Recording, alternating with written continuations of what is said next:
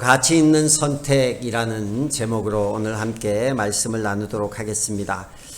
오늘 본문은 굉장히 짧은 구절이지만 바울의 심오한 철학이, 하나님을 향한 생각이 녹아져 있는 요절입니다. 하나님의 영광과 인간의 삶을, 인간의 생각을 비교하는 본문이에요. 그런데 이 두 가지는 창조 이래에 지속적으로 충돌하고 있는 두 가지 세계관입니다. 그 세계관이 뭐냐면, 첫째는 인본주의, 사람 중심의 인본주의와 두 번째는 하나님 중심의 신본주의예요. 인본주의와 신본주의의 세계관의 충돌이라는 거예요. 여러분, 우리는 뭡니까? 우리는 신본주의예요. 근데 신본주의가 굉장히 좀 기분이 별로 아닌 것 같이 느껴지고, 인본주의는 굉장히 멋있게 느껴집니다. 인본주의가 뭐냐? 내가 기준을 결정할 수 있다라는 생각이에요. 사람이 기준을 결정합니다. 사람이 선을 결정합니다. 이게 형식, 특별히 그 폼을 통해서 우리에게 많이 전달되는데, 그 폼이 뭐냐면 인간의 철학이나 전통이나 뭐 정치 이념 같은 거, 민주주의 원리 이런 거예요. 여러분, 교회가 굉장히 민주적인 것 같지만 교회는 민주주의하고는 달라요. 그래서 교회 안에서 민주주의를 외치시면 안 돼요. 우리 저기 구약에 보면 민주주의는 다수결의 원칙이지만 구약 성경은 뭐예요? 제비 뽑는 거예요. 이거보다 더 희한한 일. 제비를 뽑아서 어떻게 알아? 그러나 여리고성을 무너뜨린 후에 아이성의 전투에서 실패했을 때 제비를 뽑아서 정확히 그 문제의 원인을 뽑는 그런 모습을 볼 수 있습니다. 제비 뽑는 것이 무조건 옳다는 얘기가 아니라, 제비 뽑는 그 과정 가운데 하나님께서 개입하신다라는 거예요. 다수결의 원칙이 잘못된 건 아니에요. 다수결의 원칙 가운데 하나님이 개입하시느냐 안 하느냐, 사람의 생각이 우선되느냐, 이 차이라는 거예요. 핵심은 사람이 기준과 선을 결정한다라는 거예요. 굉장히 많아요. 우리가 예수 믿는데도 사람이 기준과 선을 결정하면 어떤 문제가 있는가, 그걸 잘 보여주는 성경의 말씀이 사사기 말씀이에요. 사사기 성경 중에 여러분, 사사기 17장부터 21장까지를 한번 읽어보시면 회개망측한 이야기들이 많이 나와요. 저도 사사기 강해를 하고 있는데 수요일 날 이 17장과 21장을 설교하려고 하니 아직 좀 남았지만 마음에 두려움이 앞서요. 너무 끔찍한 이야기들이, 너무 타락한 이야기들이 많이 나옵니다. 근데 17장 서두에는 조금 그 타락이 약해져요. 점점 강해지는데, 그 타락의 시작이 뭐냐? 자기 생각대로, 자기 기준대로 행동하는 사람들, 인본주의의 시작이라는 거예요. 17장 1절부터 보면 에브라임 산간 지방에 사는 미가라는 사람이 등장합니다. 제가 오늘 설교 중에 사사기 얘기를 조금 할 텐데, 이게 인본주의의 극치예요. 그 에브라임 산간 지방은 그래도 믿음 있는 집안이었어요. 사사들이 나와서 전투할 때 또 함께 싸웠던 집안이에요. 그런데 거기 그 사람들이 하나님을 섬기지 않고 인간 중심으로 살 때 어떤 일이 있었냐? 이 미가라는 집안에 그 미가 엄마가 돈을 많이 모았어요. 은돈 1000냥을 모았어요. 그런데 누가 이걸 훔쳐간 거예요. 성경에 이런 얘기가 있어요. 이걸 훔쳐갔는데, 엄마가 돈을, 은돈 1000냥이면 어마어마한 건데 이걸 누가 훔쳐갔으니까 얼마나 화가 났겠어요. 그래서 온갖 저주를 다 퍼본 거예요. 이 돈, 뭐 저주의 내용은 성경에 안 나오지만 아마 이 돈 가지고 훔쳐간 놈은 가다가 객사해라, 뭐 삼족이 다 그냥 멸해지고, 하여튼 별별 나쁜 얘기를 다 했겠죠. 근데 누가 이 돈을 훔쳐갔냐면 아들인 미가가 훔쳐간 거야. 그래서 이걸 들었어요. 엄마의 저주를 다 들은 거야. 저주를 다 들으니까 너무 무서워서 그 돈을 다시 가져와서 엄마한테, 엄마, 사실은 이 돈을 내가 훔쳐갔어요. 죄송합니다 하고 엄마에게 줬어요. 그러면 어떻게 해야 돼요? 그래, 네가 그랬냐, 뭐 앞으로 그러지 마라 이러면 되는데, 엄마가 자기가 퍼부어 놓은 저주 때문에 아들이 행여나, 자기 저주가 무슨 그렇게 힘이 있다고. 여러분, 누구를 저주하지 마세요. 본인이 그 저주한 것 때문에 본인이 힘들지, 여러분 저주의 능력이 있는 건 아니에요. 축복은 능력이 있어도 축복은 많이 해주세요. 축복해서 그 사람이 안 받으면 축복이 누구에게 돌아와요? 나에게 돌아와요. 근데 이 엄마가 저주를 해놓은 건 있지, 아들이 저주받을까 무서워가지고 야, 그 천냥을 다 가지고 와. 가지고 와서 이 천냥을 가지고 뭘 했냐면 우상을 만들었어요. 그래서 이 우상을 만들어 놓고 그 우상에게 내가 한 저주가 아들에게 미치지 않기를 기도한 거예요. 그러니까 하나님 믿는 사람이 이렇게 자기 생각대로 하는 거야. 자기가 저주를 해놓고 우상을 만들어 놓고 이 만들어 놓은 우상이 그 천냥으로 천냥 쓰지도 못하고 우상 만들어 놓고 이 우상에게 기도해서 내가 한 저주가 이 아들에게 미치지 않도록. 그러니까 미가는 더해요. 우상을 보니까 멋있어 보인 거야. 천냥 가지고 은천냥으로 만들었으니 얼마나 멋있어 보이겠어요. 그래서 야, 이 우상이 우리 집안을 지켜줄 것 같다 앞으로. 이 우상의 출발이 뭐냐면 자기의 범죄를 통해서 출발했잖아요. 그런데 이 우상이 우리를 지켜줄 것 같아서 자기 아들 중에 좀 괜찮은 아들을 하나 불러와서 그 우상을 섬기는 제사장으로 삼는 거예요. 제사장은 누가 세워요? 제사장은 하나님이 세우는 거예요. 근데 미가가 자기 아들 중에 제사장 하나를 세워서 그 신상의 제사 드리는 제사장으로 삼아요. 그러다가 레위 사람 하나가 이제 그 마을에 왔어요. 오니까 레위 사람이 왔네 하고 레위 사람을 불러다가 미가가 자기 집안의 제사장으로 삼아요. 여러분, 이게 무슨 경우입니까? 이게 성경이 말하는 하나님 믿는 사람들의 삶하고는 말도 안 되게, 여러분이 아는 상식으로는 말이 안 되는 장면이 사사기에 나오는 거예요. 이게 왜 이렇게 되었을까요? 사사기의 주제처럼 자기 소견에 옳은 대로 했다라는 거예요. 자기 눈에 좋은 대로, 자기 생각에 좋은 대로. 여러분, 나는 내 마음대로 안 사는데요. 나는 내 소견에 옳은 대로 안 사는데요. 가만 보세요. 우리가 어떻게 사나? 우리는 사회적 합의에 의해서 살아가고 있어요. 사회적 합의가 뭐냐면 많은 사람들이 모여서 우리는 이런 정치 이념으로 이 나라를 가자. 우리는 이것이, 예전에는 동성애나 이런 거 어떻게 생각하세요? 요즘에 교회에서 목사님이 동성애 잘못 얘기하면 돌 맞아요. 동성애는 성경에, 제 얘기가 아니라 성경에는 동성애는 범죄라고 얘기했고, 또 세상 가운데서도 동물들도 순놈이 있고 암놈이 있는 거지. 그렇게 하나님이 자연의 섭리로 살도록 만들어 놓은, 이거는 변함없는 자연의 법칙이에요. 그런데 요즘은요, 사회적 합의에 의해서 동성애도 인정이 되는 시대를 살아가고 있어요. 이게 왜 이렇게 되냐면 사회적 합의라는 거예요. 사람들끼리 모여서 사람들끼리 옳다고 결정하면 옳아지는 거라는 거예요.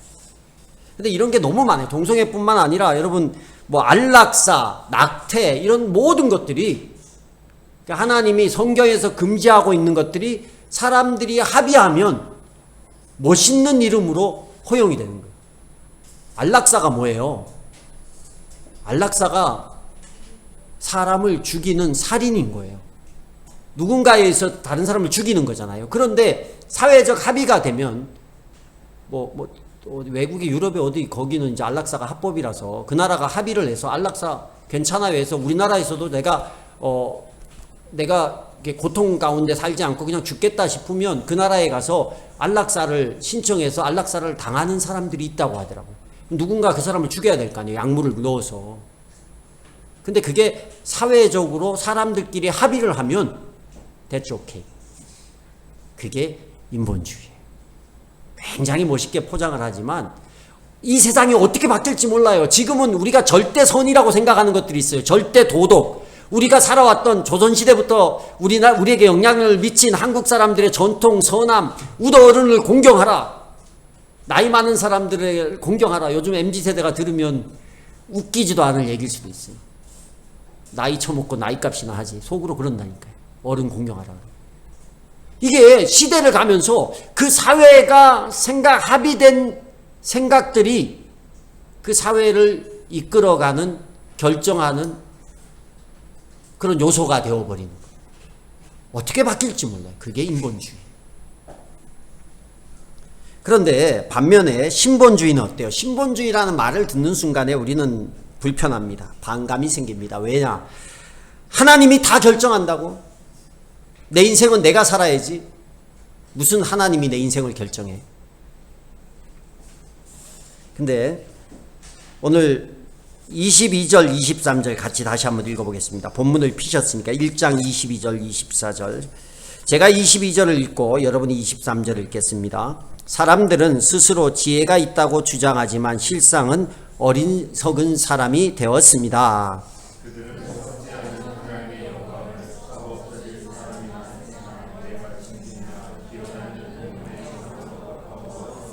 예, 우리가 인본주의가 이렇게 똑똑하다 지혜 있다 하지만 사실은 어리석다라는 거예요. 우리가 하나님의 영광을 썩어서 없어지지 않을 하나님의 영광, 하나님의 뜻을 따라 살아야 되는데 우리는 세상의 방식, 썩어져 없어질 방식, 세상의 우상들, 자기가 쫓아가는, 자기가 선이라고, 자기가 옳다고 믿는 것을 쫓아간다라는 거예요. 신본주의는 뭐냐? 나의 생각이 아니라 하나님의 생각을 따르는 거예요. 하나님의 생각은 변함이 없어요. 여러분, 옆에 사람들, 부부끼리도, 또 옆에 교회 친구들, 뭐 이런 사람들끼리도, 야, 뭐 우리도 시온이 오늘 친구 한 명, 수연이, 예쁜 수연이를 데려왔는데, 저렇게 초등학교 4학년 때 같은 반, 중학교 3학년 때 같은 반, 고등학교 2학년 때 같은 반, 죽고 못 사는 것 같아도 계속 좀 잘 지냈으면 좋겠는데, 다 만나면 헤어지고, 또 싸우기도 하고, 그래 변하는 거예요. 변하는 거. 옛날에 우리 딸이 어릴 때 현서라는 친구하고 죽고 못 살았어요. 맨날 그냥 인형 가지고 놀고 지금은 쳐다보고 인사도 잘 안 하는 이런 사이가 되더라고요. 지나면 사람은 바뀐다니까. 부부끼리 평생 우리는 변하지 않아 하고 약속했지만 이혼을 왜 해요? 그럼 왜 이혼을 해요? 사랑이 식었대요. 여러분, 사랑이 식으면 사랑이 뭡니까? 사랑이 뭐예요? 막 가슴 뛰는 게 사랑이에요? 옆 사람 보면 막 이렇게 꿀물이 뚝뚝 떨어지면 사랑입니까? 우리 사모님이 오늘은 저를 얼마나 사랑하는지 몰라요. 화장실 갔다 오다 하트를 날리더라고.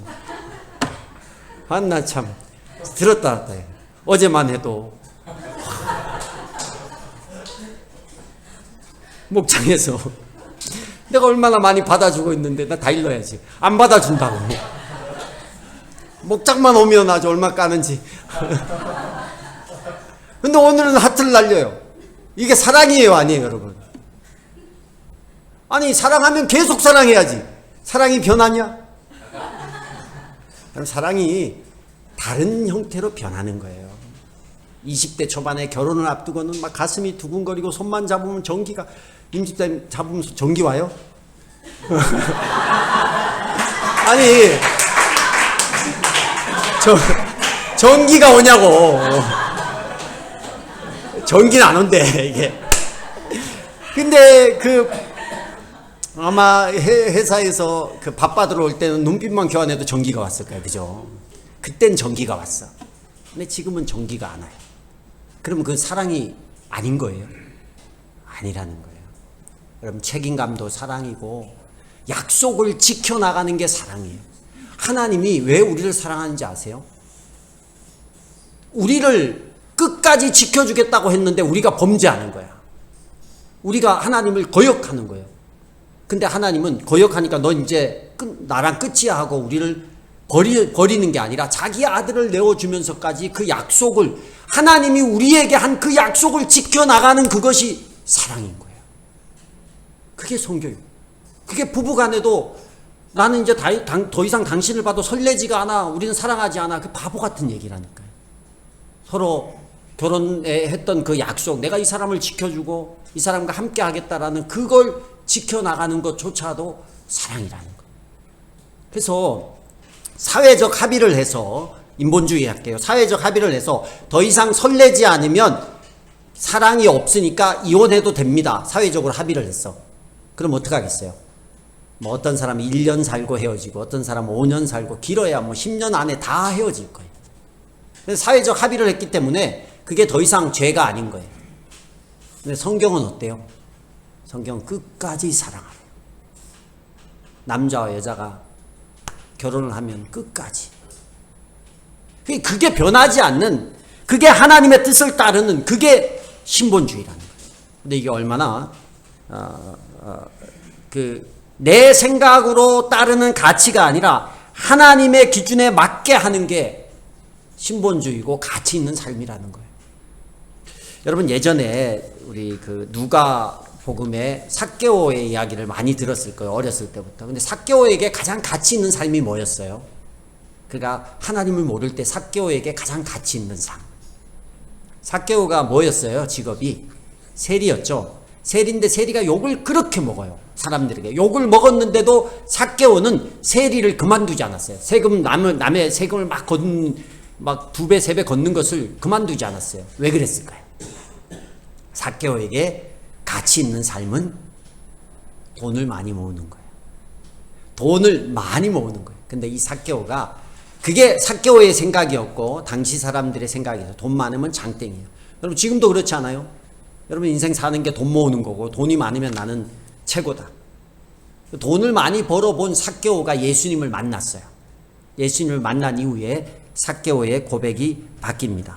누가복음 19장 8절에 보면 이렇게 말해요. 주님 보십시오. 내 소유의 절반을 가난한 사람들에게 주겠습니다. 또 내가 누구에게 강제로 빼앗은 것이 있으면 4배로 갚아주겠다. 자기가 지금 가지고 있는 소유의 다는 아니지만, 지금 예수님 만났잖아. 예수님하고 더 깊이 사귀면 아마 다 줬을 거예요. 오늘 만났는데 만나자마자 한 고백이 뭐냐면 내 재산의 절반을 다른 사람에게 내어주겠다. 가치가 바뀌어요. 내가 누구를 속이거나 엉터리로 세금을 거둔 게 있으면 있다란 얘기예요. 그거 지금 내가 계산해서 4배로 갚아주겠다. 삭개오 인생에 가치가 바뀌어요. 돈이 전부였고 자기 소견에 그게 전부였던 사람이 예수님을 만나자, 하나님을 만나자 인생의 가치가 바뀌는 거예요. 신본주의에서 여러분, 한 사람의 가치가 어떨까요? 여러분, 하나의 가치가 어때요? 인본주의에서도 사람의 가치를 귀하게 여기거든요. 우리를. 근데 우리 한 사람을 그냥 한 옆에 비교해서 같은 동등한 한 인간, 창조된 인간 중에 가장 뛰어나고 가장 존귀한 한 사람, 이 값어치 이상을 넘어가지 않아요. 근데 옆에 사람 보세요. 옆에 사람이나 나나 같은 인간으로서의 동등한 가치예요. 근데 성경에는 그렇게 안 봐요. 기회비용이라는 거 있어요. 경제학 용어의 기회비용. 기회비용이 뭐예요? 기회비용은 어떤 물건을 사기 위해서 직접적으로 들어간 비용과 암묵적으로 들어간 비용이 합쳐진 게 기회비용이에요. 제가 성경책이 많아요. 그 성경책이 보통 한 권에 4만 원 정도 하거든요. 근데 이 4만 원짜리 성경을 그냥 4만 원이지만 이 4만 원짜리 성경을 사기 위해서 내가 차를 타고 갔거나 시간을 투자했으면 거기에 들어간 모든 비용이 기회비용이라고 하는 거예요. 그래봐야 5만 원, 6만 원 밖에 안 해요. 제가 일당이 센 사람도 아니고. 근데 북한에서 성경책은 얼마짜리일까요? 북한에서 성경을 보다가 잡히면 죽는데요. 죽거나 정치범 수용소로 가서 평생을 그냥 수용소에 갇혀서 생활을 해야 돼요. 죽거나. 그러면 북한에서의 성경 한 권은 단순히 우리가 여기서 성경을 사서 배를 타고 북한까지 보내는 비용 한 20만 원 한다고 쳐요. 그리고 그 사람들이 내가 이 성경을 보다가 걸리면 어떻게 돼요? 죽는 거예요. 그럼 북한에서의 성경 한 권은 목숨값이에요. 목숨값. 그게 기회비용이라는 거예요. 그럼 우리는 기회비용이 얼마일까요?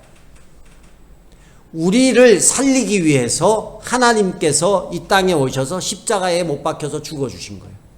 그러니까 내 한 사람의 가치는 예수님의 가치와 동일한 거예요.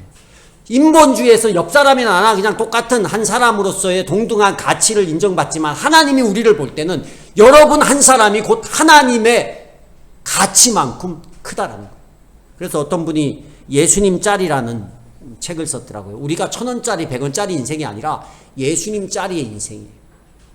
제가 왜 이 얘기를 계속하냐, 여러분, 우리 교회는요 효율이나 능률로 교회가 움직여서 안 돼요. 교회는요 신본주의로 움직여야 되는 거예요. 성경학교를 했습니다. 돈이 많이 들었어요. 우리 아이 한 명당 계산을 해보면 굉장히 많은 돈이 들었어요. 근데 누가 와서 목사님, 우리 교회에서 그런 사람 아무도 없어요. 누가 와서 목사님 애들 뭐 한 10명 모아놓고 돈을 이렇게 쓰는 게 이게 맞습니까? 돈을 너무 많이 썼다고. 밥값을 말이야. 밥 얼마나 좋아요. 저 이거 페이스북에 올렸다니까. 너무 밥 사진 찍어가지고. 이런 밥을 먹어본 성경학교 있죠. 애들 밥을 이렇게 줘야 돈을 이렇게 들여서 몇 명이 그 더운데 이렇게 고생해서 주는 게 맞습니까? 이거 뭐 애들 많이 먹지도 않는데.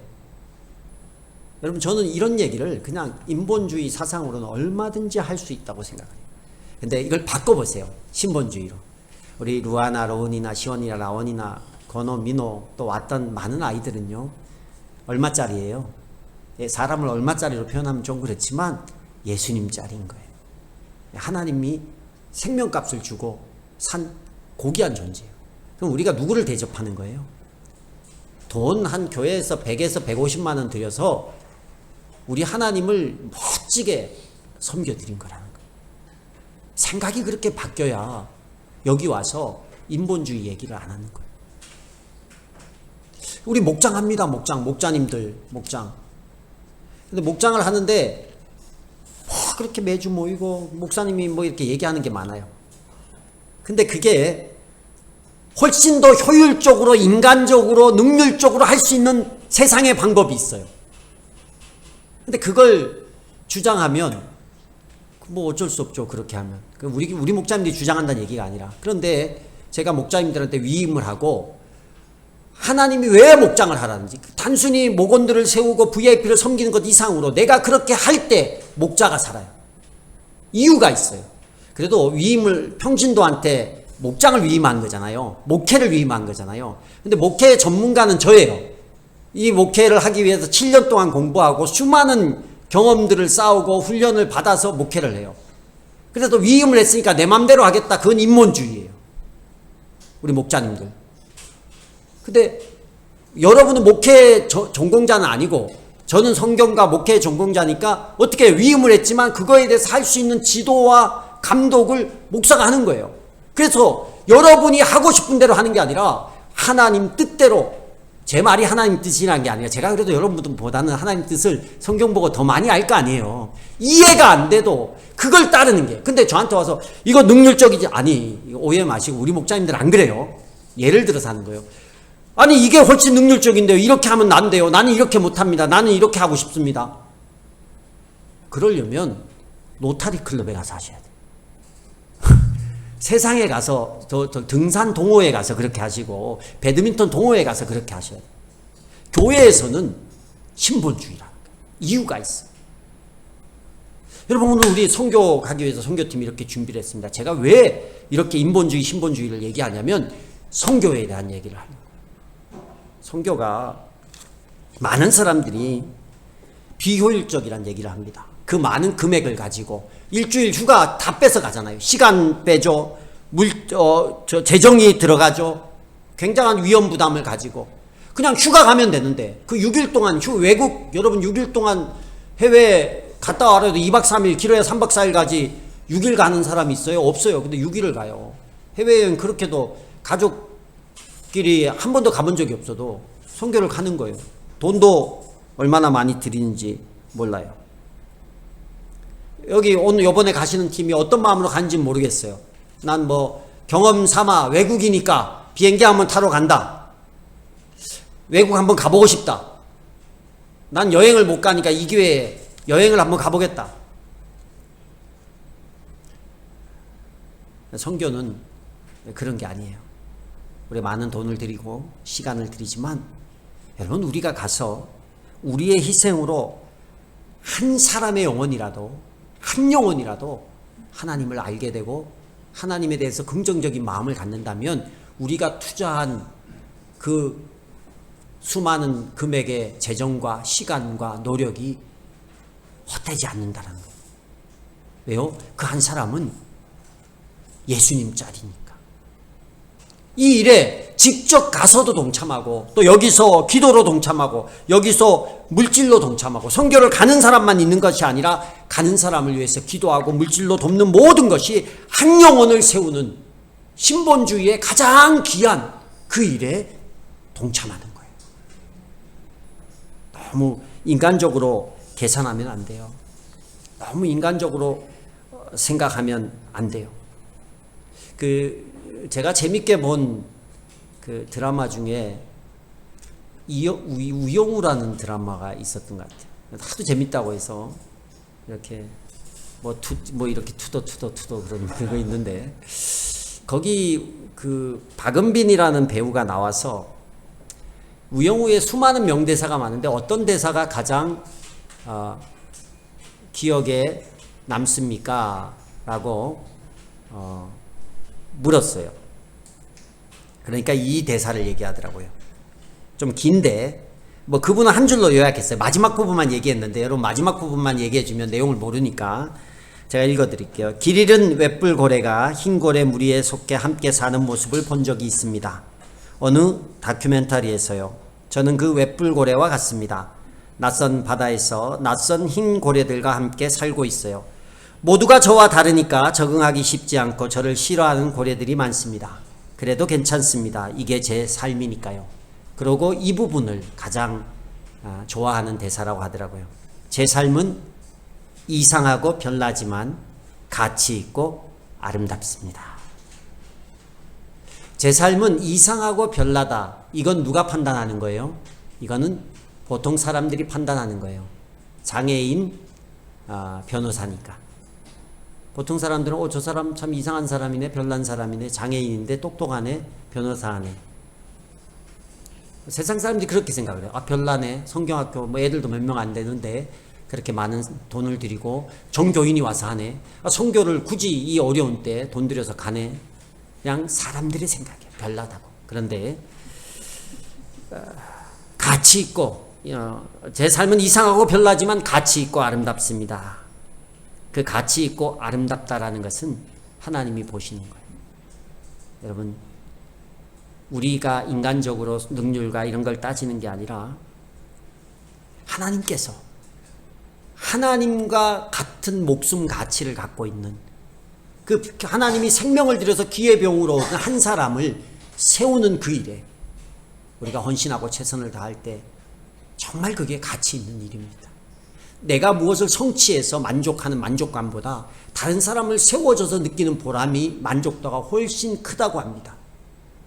돈만 벌어서 내 배만 채우는 게 아니라 그 돈을 가지고 사람을 세우고 섬겨주고 나눠줄 때 그것이 더 가치 있고 보람 있다라는 거예요.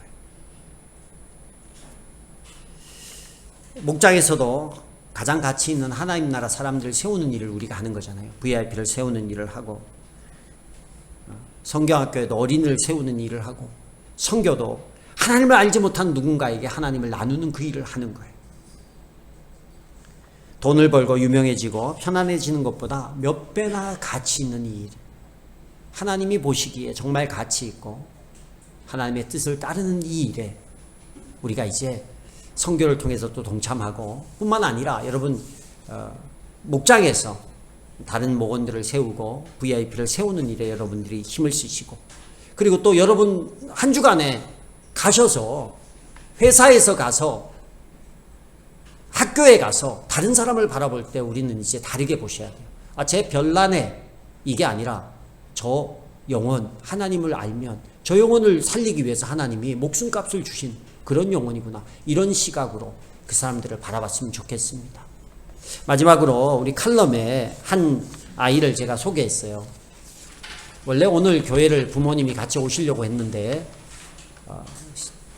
그 시골에서 누가 오셔가지고 못 온다고 연락이 왔더라고요. 안 올 수도 있어요. 그런데 그 엄마가 우리 선생님께 이 사진을 보내시면서 감사하다고 이렇게 문자를 보냈다 하더라고요. 근데 이 아이는 교회를 처음 온 아이예요. 근데 그 아이가 집에 가서 선물로 준 말씀 카드 뒤에다가 하나님 사랑해요, 하나님 고맙습니다 이렇게 막 적었다는 거예요. 이 한 아이가 어떻게 인생이 바뀔지는 잘 모르겠어요. 우리가 우리 교회 오지 않아도 언젠가는 이 벽돌이 쌓여서 그 담이 완성될 시기가 분명히 올 겁니다. 그럴 때 천국에 갔을 때, 야, 예수가족의 성도들, 너희가 그때 한 그 수고, 그 헌신, 그것 때문에 이 아이가 이렇게 나의 자녀, 이 아이의 생명을, 나의 목숨값으로 건진 이 아이의 생명을 너희가 구하는데 일조해줘서 도와줘서 고맙다, 이런 얘기를 들을 수 있다라는 거예요.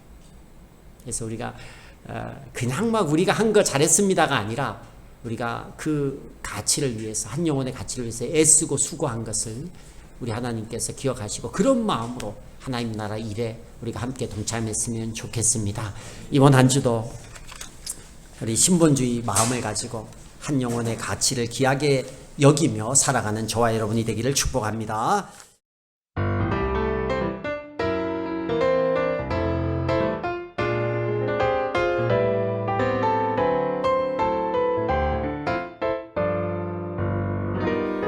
하루를 시작할 때, 어려움을 만날 때, 말할 수 없는 고민도 주님께 물어요.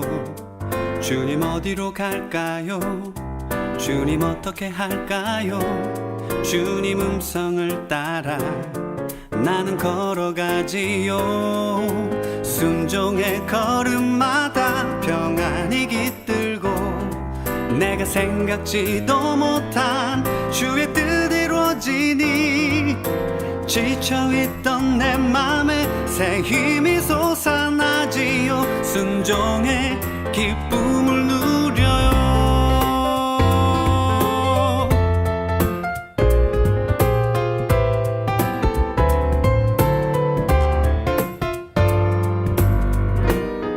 하루를 시작할 때, 어려움을 만날 때, 말할 수 없는 고민도 주님께 물어요.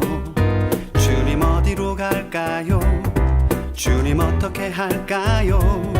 주님 음성을 따라 나는 걸어가지요. 순종의 걸음마다 평안이 깃들고 내가 생각지도 못한 주의 뜻 이루어지니 지쳐있던 내 맘에 새 힘이 솟아나지요. 순종의 기쁨을 누려요. 순종의 걸음마다 평안이 깃들고 내가 생각지도 못한 주의 뜻 이루어지니 지쳐있던 내 맘에 새 힘이 솟아나지요. 순종의 기쁨을 누려요. 순종의 기쁨을 누려요. 순종의 기쁨을 누려요.